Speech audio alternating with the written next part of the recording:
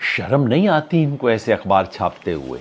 ये है आज का टाइम्स ऑफ इंडिया। आप हेडलाइन देखो इनकी कि कॉप्स ने ब्लॉक कर दिया प्रोटेस्टर्स को, जैसे गोलकीपर गोल को ब्लॉक करता है ना, और नड्डा जी मिल लिए। बाकी अखबार कम से कम इस बात को तो मानते हैं कि भाई पिछले 14 साल का सबसे बड़ा प्रोटेस्ट था, बाकी जो भी खबरें दी हों ना दी हों। फ्रंट पेज पे बोलते तो हैं कि लाठी चार्ज हुआ है, कैनन हुए हैं इस्तेमाल टीयर गैस के, कुछ का जिक्र नहीं है। सब हेडिंग देखिए, कहते हैं 118 कॉप्स एंड 60 मार्चर्स इंजर्ड। आपको पता नहीं लगा दिल्ली पुलिस की इतनी पिटाई हुई कल। दूसरा अखबार द हिंदू एग्जैक्ट फिगर देता है 103, तो कम से कम 2 अस्पताल से रिपोर्ट है कि प्रोटेस्टर्स वहां पे भर्ती हुए हैं, और ये कहते हैं 60। फोटो देखिए, फोटो लगाते हैं, एक प्रोटेस्टर पत्थर मार रहा है, फ्रंट पेज पे फोटो है। इंटरनेट भरा हुआ है फोटोज से, पुलिस के पत्थर मारने के फोटोज से। पुलिस गाड़ी ला के रखती है पत्थरों से भरी हुई, ये जनाब ये फोटो छापते हैं। लाठी चलने की, ब्रूटैलिटी की कोई खबर नहीं। भाषा इनकी देखिए, मतलब सदके जाएं इस भाषा पे।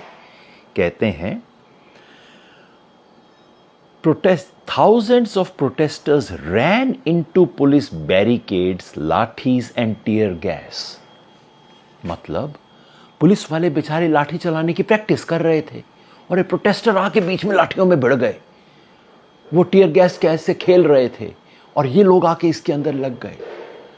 इस तरह की खबरें इजराइल की प्रेस फिलिस्तीन के बारे में छापती है। कैसे लोग दिखाते होंगे अगले दिन सुबह अपने बच्चों को ये अखबार। लाइज ऑफ इंडिया नाम होना चाहिए अखबार का।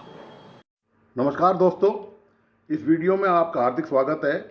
मैं हूं पत्रकार योगेंद्र योगी। दोस्तों, भारत में चाटुकार पत्रकार किसे कहा जाता है? जब यह सवाल एलन मस्क के AI@Gork से पूछा गया तो उसने यह जवाब दिया। भारत में चाटुकार पत्रकार या गोदी मीडिया के रूप में लोकप्रिय रूप से जाना जाता है।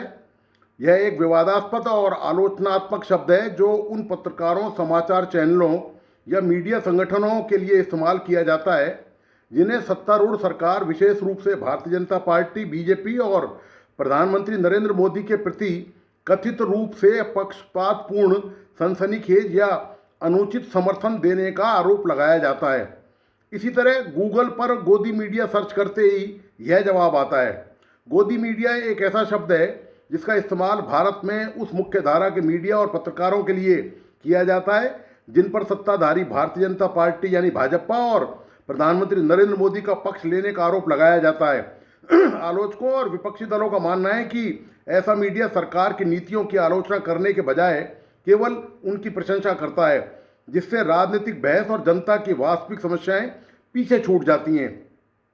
विकिपीडिया के मुताबिक टीवी और समाचार चैनल जिन्हें गोदी मीडिया कहा जाता है उनमें NDTV, times now, Republic TV Bharat, Republic TV, India today, आज तक, ABP news, Sudarshan news, CNN news 18, India TV शामिल हैं।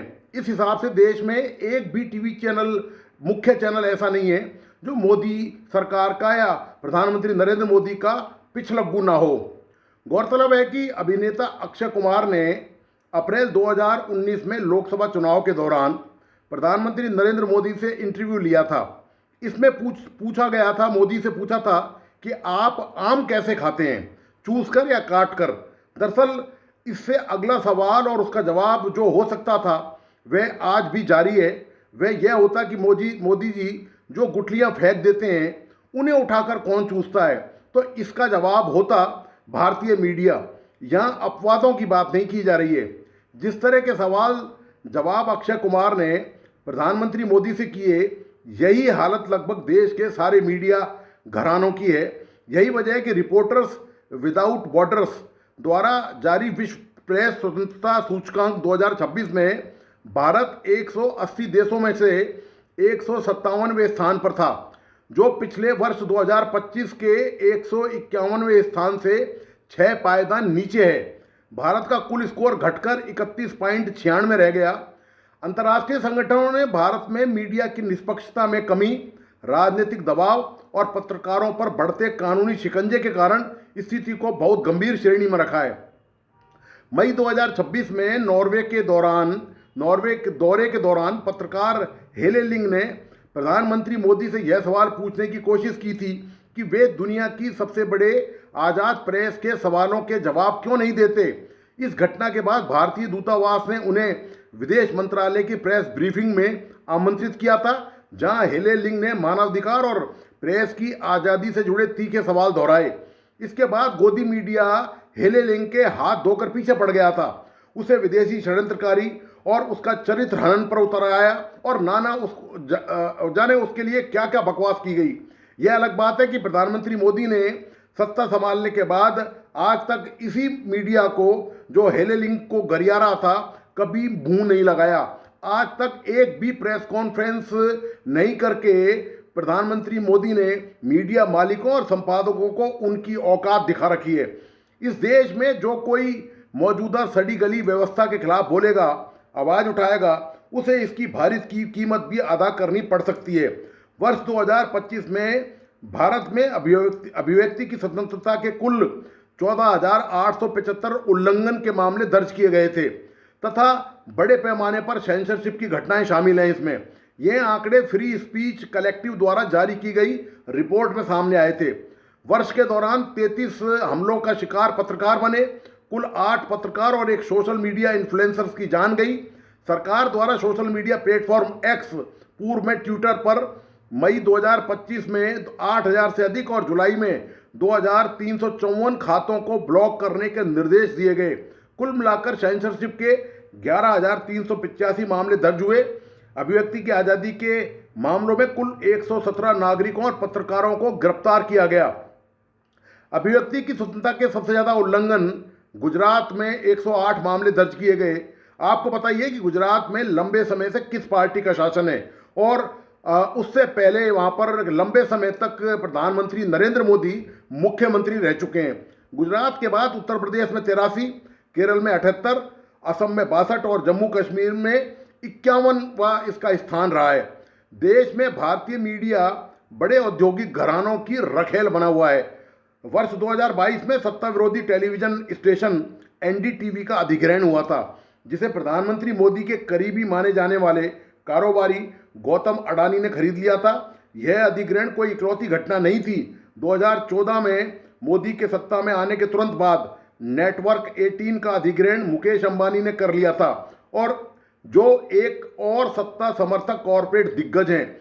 मीडिया का कॉरपोरेटाइजेशन एक वैश्विक घटना है, लेकिन भारत में यह ईमानदारी से पत्रकारिता की कीमत पर हुआ है। ज़्यादातर टीवी चैनल सरकार की फंडिंग से ही चल रहे हैं। अगर सरकार इनको फंड देना बंद कर दे तो इनके चैनल 4 दिन भी नहीं चल पाएंगे। अपने चैनलों की साख को देखने के लिए टीम के साथ अरुण पुरी, रजत शर्मा, गौतम अडानी, सुभाष चंद्रा और अंबानी को जंतर मंतर जाना चाहिए और अपने चैनल के माध्यम से देश को बताना चाहिए कि छात्रों की क्या मांग है और वे किस लिए आंदोलन कर रहे हैं। मगर ये शातिर लोग हैं, इनको मालूम है कि उन्होंने सत्ता की मलाई खाने और देश की जनता को बेवकूफ़ बनाने के लिए क्या क्या गुल खिलाए हैं। इनकी तो वहाँ जाने की हिम्मत ही नहीं है। जंतर मंतर पे टाइम्स नाउ के रिपोर्टर की पिटाई हो गई। अमूमन सभी टीवी चैनल के रिपोर्टर के साथ पब्लिक वहाँ पर इसी तरह पेश आ रही थी। कारण है उनका गुस्सा कि चैनल वाले उनके आंदोलन को तरह तरह से बदनाम करने की कोशिश कर रहे हैं। टीवी चैनलों ने शुरू में कॉकरोच जनता पार्टी को दबाने और उसकी खिल्ली उड़ाने का भी प्रयास किया था, जब इसके फाउंडर अभिजीत दीपके के फॉलोअर्स की संख्या लाखों में पहुंच गई थी। सत्ता के इशारे पर कमर मटकाने वाला भारतीय मीडिया अब केंद्र और राज्य सरकारों का भोंपू बना हुआ है। जंतर मंतर पर रिपोर्टरों की पिटाई की घटनाओं से मौजूदा मीडिया संस्थानों को कोई असर नहीं पड़ने वाला। इनमें कोई बदलाव नहीं होने वाला, क्योंकि संपादक और मालिक रिपोर्टरों को रखते ही इसलिए ऐसे हालातों में बलि का बकरा बनाने के लिए। पिटेगा कुटेगा मौके पे जाएगा। यदि भीड़ का और लोगों के आक्रोश का सामना करेगा तो रिपोर्टर करेगा। संपादक मालिकों को कोई फर्क नहीं पड़ेगा। इसीलिए उनकी जो नीति है सरकार का भजन गाने की, जो मंजीरे कीर्तन वो बजाते हैं, वो बाजा वो बजाने के लिए वो अभिशप्त है और वो हमेशा बजाते रहेंगे।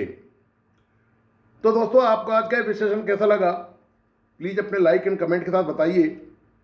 इस वीडियो को अपने दोस्तों और परिजनों को जरूर शेयर करें। मेरा तमाम दोस्तों से आग्रह है कि प्लीज़ इस YouTube चैनल को लाइक करें, सब्सक्राइब करें एवं बेल आइकॉन का बटन जरूर दबाइए। धन्यवाद, नमस्कार।